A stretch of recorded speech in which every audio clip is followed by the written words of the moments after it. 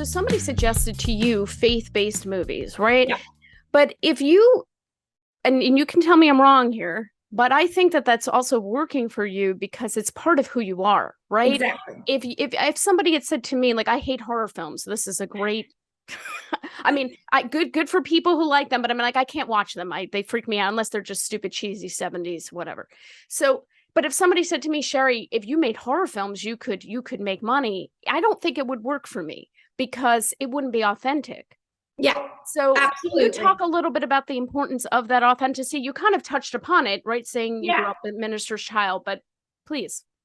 Yeah, absolutely. I well, I am the audience growing up as the audience. I actually care about the audience because I feel like growing up, I didn't have great content to watch. My parents were really strict.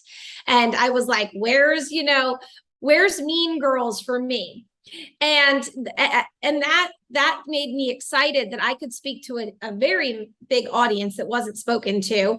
My sister is a minister's wife in Wisconsin. She's very connected to the audience that we're speaking to. So that's one reason I really wanted to bring her on the team, because I was like, I am a believer, but I live in Los Angeles. I don't have kids. I dedicated my life to the film industry. I was like, I need someone who's a little more tapped into making sure we speak to the audience that has kids and parents. And so I was actually really excited to get the opportunity to do faith-based films, especially do it differently. I really looked at the landscape going, I think we could do this different and better. And unfortunately, they do have a cheesy connotation, because how do you make a movie about a relationship with a supernatural being? It's like horror movies, and like, God is supernatural. He's not in the room, and that can lend itself to a natural cheesiness that's hard. So that's something we're always trying to make our films not cheesy and enjoyable.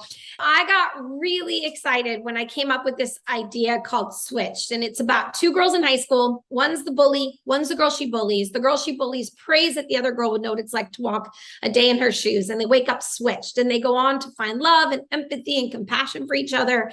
And it's very Mean Girls meets Freaky Friday for Christian girls or people who believe in God. And so I was excited to kind of take Disney style ideas and bring them into the faith space, which wasn't really being done. And I definitely don't think there was a lot of like teen girl stuff that was hip and fun and cool in the faith space. It was like stuff that when I was a kid, I was like, really, mom and dad, I have to watch that? That's terrible. So I was really excited to lean in and speak to young girls in a positive way. I mean, Switched is all about leading with love and loving your neighbor as yourself. So whether you're a believer or not, it speaks to everybody, because every parent wants their kids to love their neighbor as themselves. And it talks about cyberbullying and it goes into like, what are the effects of what you do online that hurt a kid that you can't see because you can't see how it's affecting them through the internet. So, and then so I was so excited because I feel like I was going to create. I mean, it became very difficult because when you're trying to trailblaze, everyone says no. Like I took the script to every faith-based studio. They all said no because they were like, switching bodies? That's so crazy. And then I go to mainstream and they'd be like, not only did they not want God, they wanted to make it raunchy. Like, make it raunchier, have the girls do sexier stuff. And I was like, no, I want to speak to young girls in a positive way. I want to empower them. So I will not do that. So I ended up getting rejected by everyone. And then I found a private investor and a woman who believed in it, and we made it. And then it went on to do so well. And it's been so exciting because then I just finished Identity Crisis, my next teen girl movie. And by taking the reins and getting the investment myself, I was able to stay true to the story I wanted to tell, stay true to the audience I wanted to talk to. And then again, it's like catching faith, proving there's this massive audience. And now everyone's like, oh, okay, let me look at your next movie.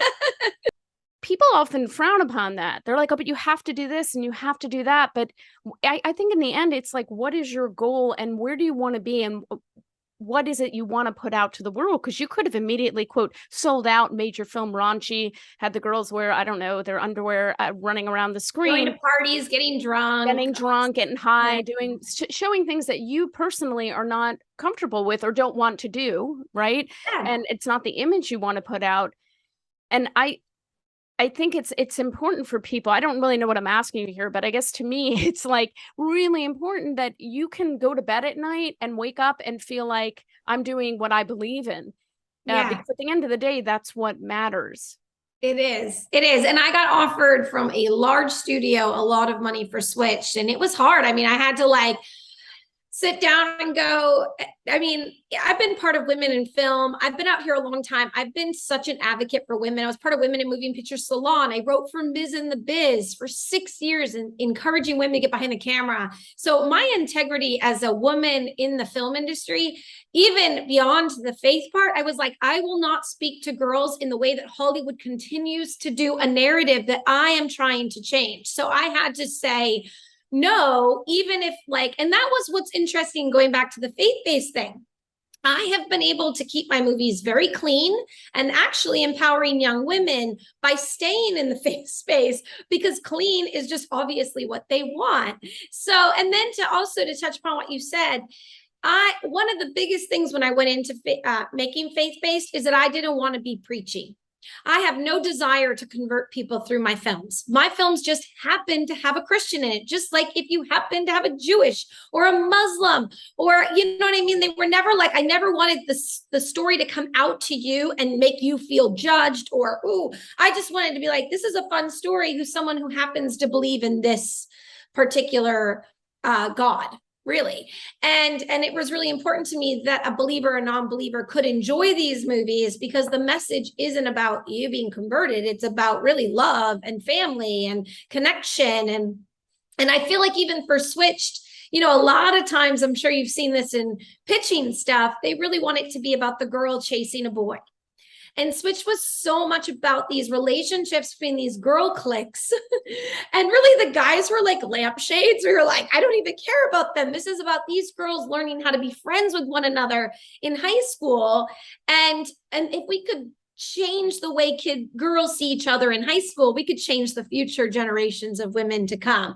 So there were so many different reasons that I was like, I am staying true to this because I know I want to change the world, not just get a deal and make a movie and have it go out. It's more than that. It's a movement, you know?